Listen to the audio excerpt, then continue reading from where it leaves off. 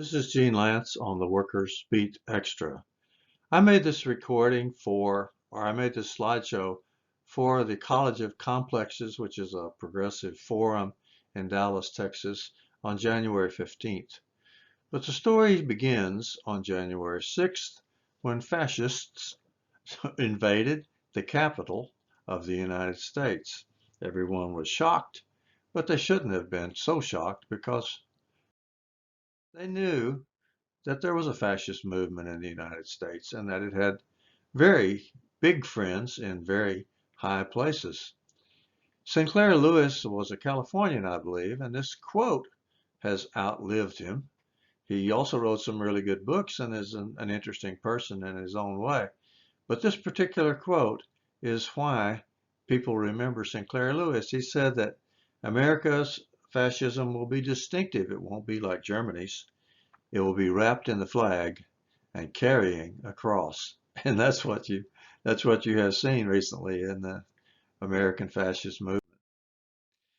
There's a good reason for fascism worldwide. A lot of people are upset. There's a gross inequality that has been getting worse and worse and worse since about 1960. It wasn't so bad from 1935 to 1965, 1970. And then from then on, it's been very distinct that we've had gross inequality. The rich have gotten richer and richer, the poor have gotten poorer and poorer, and the pandemic has made the inequality even worse than it was before. It's amazing how many billions of dollars a handful of people in America have made, while millions have lost their jobs, lost their health care, and become destitute. So inequality is the source of our discontent. You can see on this graph, we usually talk about inequality in terms of graphs. And you can see a blue line here showing inequality. It shows the amount of income that went up to the highest level of people, the richest people. The share of income going to the top 10%. That's the blue line. And you can see that it was going up, as it generally has done throughout history, until about 1935. And what happened in 1935, you can see on the red line. The red line is union organizing. When union membership shot up, inequality fell down. And that was really noticeable from about 1935 and through World War II and in the post-war prosperity period. It became really noticeable about 1975 that inequality was picking up and that union membership was falling. They have an inverse relationship, a negative correlation, and they have a causal relationship. It is union membership, it is the strength of the employee class that can check the strength of the employer class. So that's the solution to inequality, but it's not the solution that everybody is being told. What they're being told is, yeah, you're miserable, and the reason is minorities. The reason is immigrants. The reason is foreigners. And that's what's driving the fascist movement in America today under Trump. Inequality is really gross lately because of during the pandemic because of housing. If you look at the Dallas Morning News, where I get most of my information, they run these pictures of these mansions, multi-million-dollar mansions with 40 rooms and 6 bathrooms and 10 car garages, and they're selling for millions and millions of dollars, and they are selling very well during the pandemic. While at the other side, millions of people are getting evicted from their apartments. While we're talking about fascists, and if we're in Dallas, we always have to mention the First Baptist Church of Dallas, which has been a center of reaction for a long time. Dr. Robert Jeffress was a big supporter of Trump, and he's not anywhere nearly the worst pastor that they ever had, because this goes back decades, maybe a century, that the First Baptist Church of Dallas has been the center of of reaction. Here's a few other clippings from the Dallas Morning News on January 15th. People wrote letters to the editor demanding legal reprisals against the people who attacked the Capitol and also against the people who gave them legitimate cover, like Texas Senator Cruz and like Texas Representative Louis Gohmert and others who also were part of the fascist movement and spoke up for it and actually created the situation for the people who actually invaded the Capitol. So they're demanding some kind of legal action against them. Also included a little cartoon in which Lucy Van Pelt explains to Snoopy the dog that the problem now is that we know everything about everything except what's going on.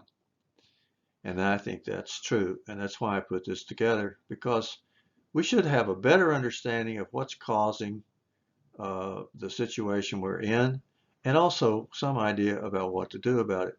I am asserting strongly that what's causing things to go wrong is gross inequality, runaway inequality all over the world and here in the United States.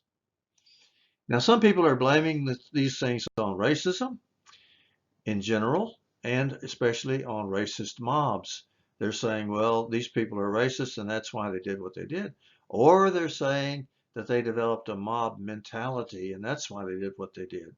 And this, we hear from politicians, is not who we are. But it is who we are. We've been having racist mob violence in America since the Civil War. Of course, during the Civil War, racist mob violence was the normal way of conducting daily business. But after the Civil War, when it became possible for some black people to get some rights, we began to have horrible mob violence. I can quote, for example, Florida. There was a complete community burned down in Florida. There was another big race riot in East Chicago, so it wasn't just in the South. I would call attention to this particular one, which took place in a section of Tulsa, Oklahoma in 1921. If you go there, you really should find this little park in the Greenwood area, what they call the Greenwood area or the old Greenwood area, because there used to be a thriving black community there.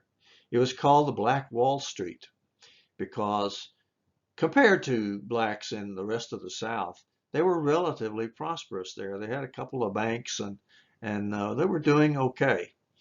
But one day, a young white woman in an elevator said that this young black man had stepped on her foot. The next day, the newspapers were howling for this guy's blood, and of course, he got arrested and lynched. 1921 in Tulsa, Oklahoma. But that wasn't the end of it. People tried to defend the kid before he was lynched. And so the entire community turned out in a racist mob. They went to Greenwood, the black section of town, and burned it to the ground, killed and raped everybody that they could get their hands on. Nobody even knows where the bodies are. Even today, they don't know where the bodies are from Greenwood. But that was one of many racist mob violences that has happened. So you can't just say that what happened on January 6th happened because people were racist. You can't say it's just because they formed a mob, because you could form a mob of racists almost any day. And that's not the reason that things happened the way they did on January the 6th. Pogroms in Europe were common, especially leading up to World War II, when during World War II, the pogrom became far, far worse, and we actually had the Holocaust. But they had pogroms, and what a pogrom is basically what happened in Tulsa.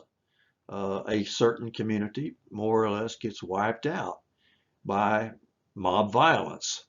And I'm saying again that it isn't because it's a mob, and it's not because they're racist or anti-Semitic. because those things exist all the time. Do you remember this guy? This is an actor, but he was playing a character in a movie called Fiddler on the Roof. He was the chief of police. He wasn't Jewish. He was the chief of police in Fiddler on the Roof. And the pivotal scene in Fiddler on the Roof is when he comes to Tevye, the main character in the movie, and tells him, we're going to have a little pogrom. Not too big a pogrom, he says, but we're going to have a pogrom, I'm sorry. So Tevye and his people are going to get killed. They're going to get raped. They're going to get burned out. They're going to get driven out of their homes. And the police chief knows about it, and he tells Tevye about it. This is what causes pogroms. Lynchings and pogroms happen when the authorities allow them to happen. Now, the people that raided the Capitol building fully thought that they had the support of a whole large number of Republican lawmakers and the President of the United States. And the very worst that could happen, they thought, was that they might be arrested for a day or two and that the president would pardon them. So, lynchings and pogroms happen when the authorities allow them to happen. And that's why they happen on some days and not on other days. So the problem is inequality. It is caused by certain people, certain rich people. Those same certain people allow riots or lynchings or pogroms when it suits their needs. It's not complicated. But what is complicated is, what are you going to do about it? You might try legal means, political means, or organizing. I'm going to consider all three. And there's a fourth that's not really even worth discussing, which is armed struggle. Some people think they're going to take their deer rifle or their .22 pistol out and confront the army with tanks and nuclear weapons and mustard gas and God knows what. So we'll forget about armed struggle and look at legal means, political means, and organizing. The legal means are like those letters to the editor, that people thought that there was going to be such a severe punishment against the people who hit our Capitol and the people who provided legal cover for them, that they would break the back of that movement, that there wouldn't be future fascist uprisings because the law would come down so severely on them. And it looked like that at first, because the authorities were saying that some of the people in the Capitol were there to kidnap and kill some of the congresspersons that they didn't like.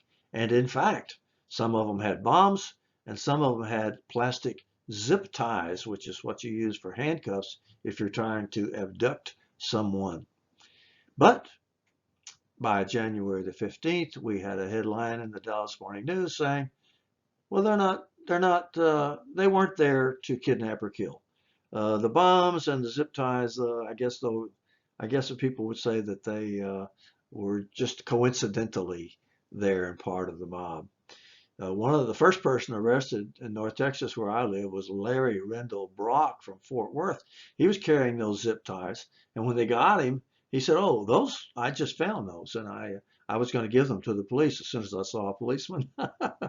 And so they charged him with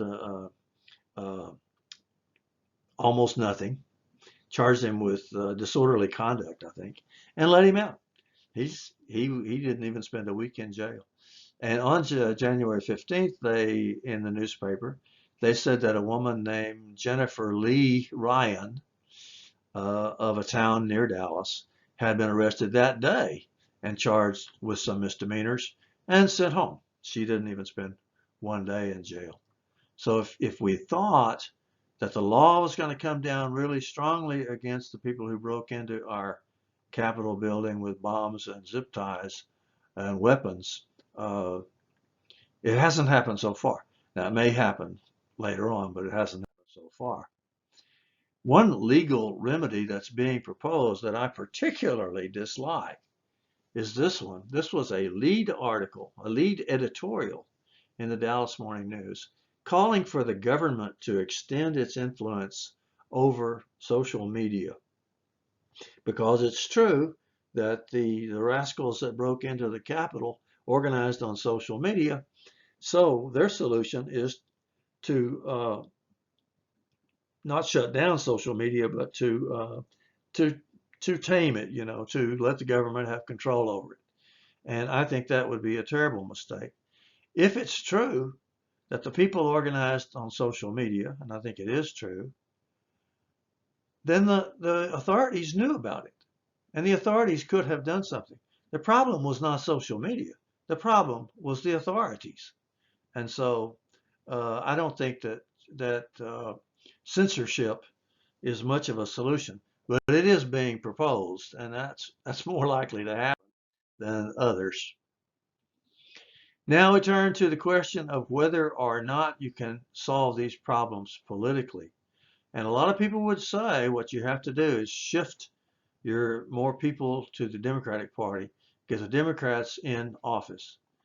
And some of the people who think that are from Wall Street. Some of the really big money poured into the Democratic Party, not only during the presidential race, but also in the Georgia Senate race that followed. Millions, if not billions, poured into the Democratic Party because very, very rich people decided that they did not want to support the Trumpsters. But if you think that you're going to have a major influence in the Democratic Party, you should rethink that because of Thomas and Catherine Ann Steyer, whoever that is. They gave $46.3 million during the presidential race to the Democrats. Now, if you think that your $20 a month contribution is going to turn the Democrats around in your direction and away from whatever it is that Thomas and Catherine Ann Steyer want, you could very well be mistaken. I also would just point out that if you look at the really big donors in the presidential race, that the big money is in the blue up there, and that's money that went to the Democrats, not to the Republicans. Now, the real solution is organizing. And since January 15th was Martin Luther King's birthday, it was a good time to talk about Martin Luther King. Martin Luther King was the most effective organizer, the most effective mass organizer in American history. And he did it without violence. He did it by persevering and by being right and by making his message very clear and essentially by organizing. So organizing actually is the answer. I think that organizing around the labor movement is the best way to organize because everybody, all of the little tiny groups all over America are saying that everybody should be doing what we say or everybody should be doing what we're doing. And it's not true. The fact is that they're very different points of view. Some of them, as I said a while ago, some of them are calling for armed struggle, and most of them are calling for people to bolster the Democratic Party. Some of them, many of them, are calling for legal solutions, all of which are not going to work. What will work is organizing, and the people that organize around are labor, working people. As I showed you in that graph, the only time that inequality ever was cut down was when union organizing went up. So the solution is simple. Organize around working families with working family solutions and with working families in mind all the time. And we might be able to improve on our situation. So that's my plan. Organize around labor and solve the problems of fascism in America. This is Gene Lance on the Workers Beat Extra.